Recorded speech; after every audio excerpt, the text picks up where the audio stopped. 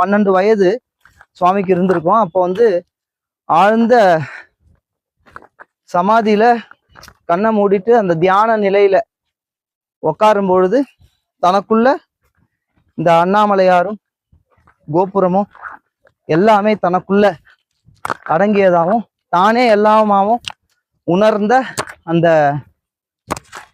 ஒரு நிலை வந்து இங்கதான் பகவான் வந்து அடைஞ்சாங்க. ஸோ அந்த பாறையை தான் நம்ம பார்க்க போறோம். சுவாமி உட்காந்து தவம் பண்ண அந்த இடத்த பார்க்க போயிட்டு இருக்கோம். அதுக்கு ஆப்போசிட்லயே சுவாமிஜி வந்து தியானங்கள் செய்வதற்காக ஒரு இடம். இந்த இடத்துல ஒரு முதல் ஆதீனம், சுவாமிக்கு வந்த முதல் ஆதீனம் இதுதான்.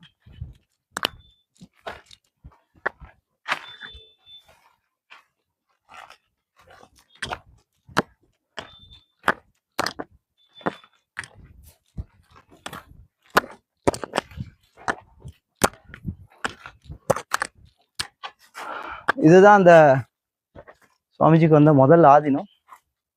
குப்பம்மாள் அவங்க எல்லாருமே சேர்ந்து பகவானுக்காக முதல்ல கொடுத்த ஆதீனம் இது.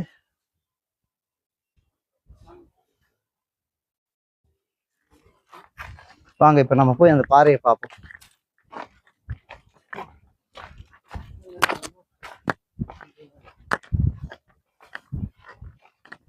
இங்க ரொம்ப அமைதியான சூழல்ன்றதுனால சுவாமிஜி எப்பவுமே மெடிடேஷன் பண்றதுக்காக இங்கதான் வருவாங்க.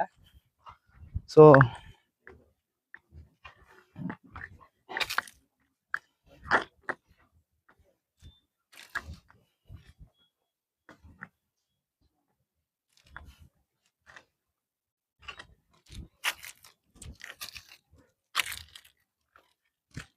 இதுதான் அந்த பாறை. இதுலதான் சுவாமிஜி வந்து அமர்ந்து தனக்குள்ள இந்த பக்கம் இருக்கு அண்ணாமலையார். இங்கேருந்து பார்த்தா கோபுரம் தெரியும். இந்த இடத்துல மேல அர்த்தநாதீஸ்வரர் கோவில் இருக்கு.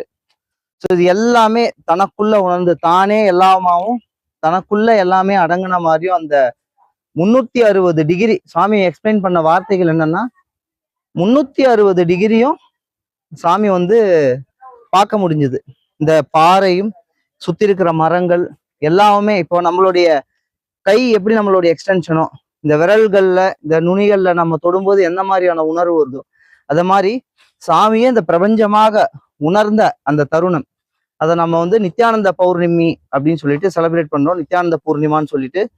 ஸோ அந்த நாள் தான் சாமி வந்து இந்த 360 டிகிரி அதாவது சுத்தி மேல கீழே 8 திசை 10 திசை, இந்த பக்கம் அந்த பக்கம் 8 திசை இருக்கு. மேல கீழே எல்லாமே இந்த பாறை உட்பட எல்லாமே தானாவே உணர்ந்த அந்த அனுபவம் நிகழ்ந்த இடம் இதுதான். இதுதான் பவளக்குன்றுன்னு சொல்லுவாங்க. நான் வேறு பிரபஞ்சம் வேறு அல்ல அப்படின்னு ஒண்ணு பொறுமையில அத்வைதத்தை கரைஞ்சி போறது.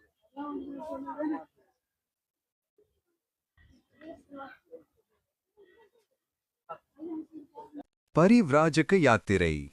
ஒரு வருடத்தில் உங்கள் வாழ்க்கையை மாற்றிக்கொள்ள பதிவு செய்யுங்கள்.